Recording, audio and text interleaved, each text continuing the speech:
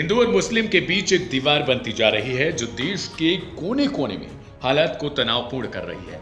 ये खबर बरेली के थाना विशारतगंज अंतर्गत मोहम्मदगंज गांव की है, जहां सालों पुराने एक कथित समझौते पर अब तलवार लटकती नजर आ रही है। मोहम्मदगंज गांव में 17 जनवरी को हसीन मियां की निजी मकान में सामूहिक नमाज पढ़े जाने के बाद विवाद की शुरुआत हो गई। हिंदू पक्ष का आरोप है कि दशकों पहले गांव में एक अनोखा सामाजिक समझौता हुआ था। गांव की शांति बनाए रखने के लिए न तो कोई मंदिर बनेगा और न ही कोई मस्जिद। इसी व्यवस्था के तहत दोनों समुदाय अपने अपने घरों में पूजा और नमाज अदा करते रहे, लेकिन सामूहिक तौर पर नहीं। अब आरोप है कि एक निजी मकान को अस्थायी रूप से धार्मिक स्थल का रूप दिया जा रहा है। 17 जनवरी की घटना के बाद पुलिस ने शांति भंग करने के आरोप में 12 लोगों का चालान किया था। इसके बाद मुस्लिम पक्ष ने हाईकोर्ट का दरवाजा खटखटाया। मामला न्यायालय में लंबित है। हालांकि कानूनी प्रक्रिया जारी रखने के बावजूद 14 फरवरी को आरोप है कि उस स्थान पर दोबारा नमाज अदा की गई, जिससे गांव में तनाव और बढ़ गया। हिंदू पक्ष का आरोप है कि नई परंपरा डालकर उन पर दबाव बनाया जा रहा है। कुछ ग्रामीणों ने घर बेचकर गांव छोड़ने तक की चेतावनी दे डाली है। रूपवती नाम की ग्रामीण सहित कई लोगों का आरोप है कि माहौल ऐसा बन गया है कि वे खुद को असुरक्षित महसूस कर रहे हैं। उनका कहना है यदि सामूहिक नमाज जबरन जारी रही तो वो पलायन करने को मजबूर होंगे। 16 जनवरी को इन लोगों ने सामूहिक नमाज पढ़ी थी। इससे पहले कभी नमाज नहीं पढ़ी जाती थी। इसके बाद 14 फरवरी को भी इन्हें नमाज पढ़ी। इसका हम लोगों ने विरोध किया। इस पर फिर कोई सुनवाई नहीं हुई। फिर हम लोगों ने सोचा कि पलायन कर लें।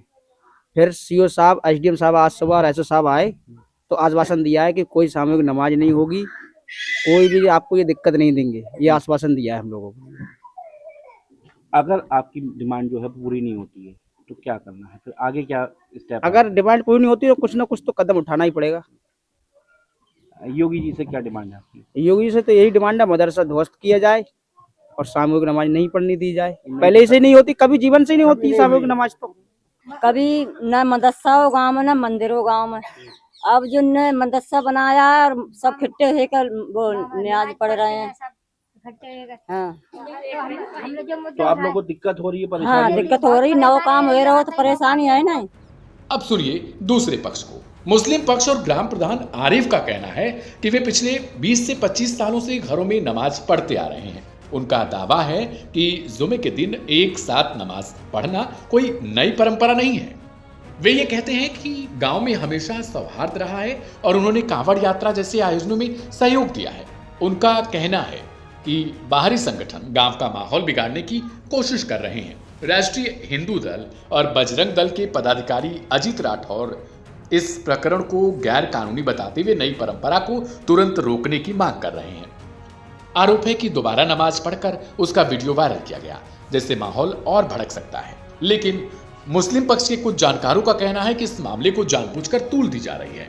गैर मुस्लिमों ने अपने मकानों के सामने पोस्टर लगा दिए हैं पलायन का, तो ये तमाम चीजें जो है फिरका परस्ती को बढ़ावा देती हैं और समाज में नफरत फैला रही हैं।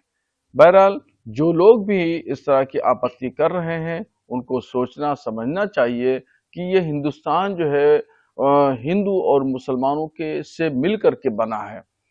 सभी मजहब के मानने वालों का कल्चर, तहजीब और तमद्दुन की आमाजगाह है और भारत में सभी लोग आज़ादी के साथ में अपने मजहब पर अमल करते हैं। किसी को भी किसी के लिए कोई आपत्ति नहीं होना चाहिए। जो लोग भी आपत्ति कर रहे हैं वो गलत कर रहे हैं। वहाँ की इंतजामिया को चाहिए कि दोनों लोगों को बिठा करके दोनों समुदाय के साथ में एक वार्ता की जाए और डायलॉग के जरिए, मोटिवेट के जरिए इस मसले का हल शांतिपूर्वक निकाला जाए। वहीं प्रशासन ने स्थिति को नियंत्रण में बताया है। एसपी दक्षिणी की ओर से बताया गया कि गांव में पुलिस बल तैनात है और फिलहाल शांति व्यवस्था कायम है। प्रशासन ने पलायन की खबरों का खंडन करते हुए कहा कि दोनों पक्षों से बातचीत कर स्थिति सामान्य करने की कोशिश की जा रही है। मोहम्मदगंज गांव में करीब 35% मुस्लिम और शेष हिंदू आबादी है।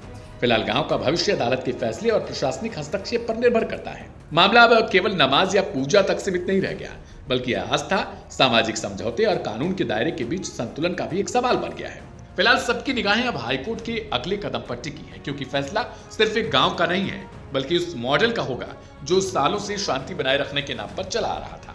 सवाल यही है, क्या संवाद से समाधान निकलेगा या फिर यह दरार और गहरी होती जाएगी?